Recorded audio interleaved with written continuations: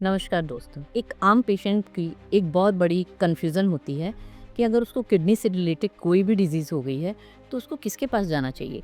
Nephrologist के पास जाना चाहिए कि यूरोलॉजिस्ट के पास जाना चाहिए? तो आज हम इसी के बारे में डिस्कस करेंगे, चर्चा करेंगे कि नेफ्रोलॉजिस्ट के पास किन पेशेंट को जाना चाहिए और यूरोलॉजिस्ट के पास किन्हें जाना चाहिए। अगर आपको या आपके पेशेंट को कोई भी ऐसी डिज़ीज़ है, जिसमें सर्जरी की ज़रूरत नहीं है, जो भी दोनों ही देखिए नेफ्रोलॉजिस्ट और यूरोलॉजिस्ट दोनों ही एक्सक्रीटरी सिस्टम यानी कि किडनी, यूरेटर, ब्लैडर इनसे रिलेटेड डिजीजेज में काम करते हैं।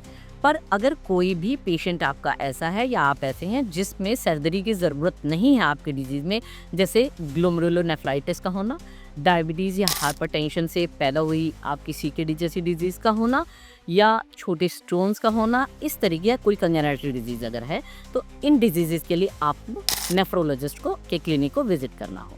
और अगर कोई भी एक्सक्रीटरी सिस्टम से रिलेटेड डिजीज़ जैसे है जिसमें सर्जिकल इंटरफेरेंस की ज़रूरत पड़ेगी, तो फिर आपको यूरोलॉजिस्ट के क्लिनिक को विजिट करना चाहिए।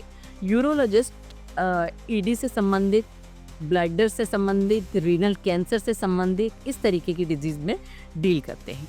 जहाँ डायलिसिस की ज़रूरत होगी वहाँ नेफ्रोलॉजिस्ट का काम है, पर डायलिसिस से पहले जो फिस्टुला बनाने का काम है वो यूरोलॉजिस्ट का है।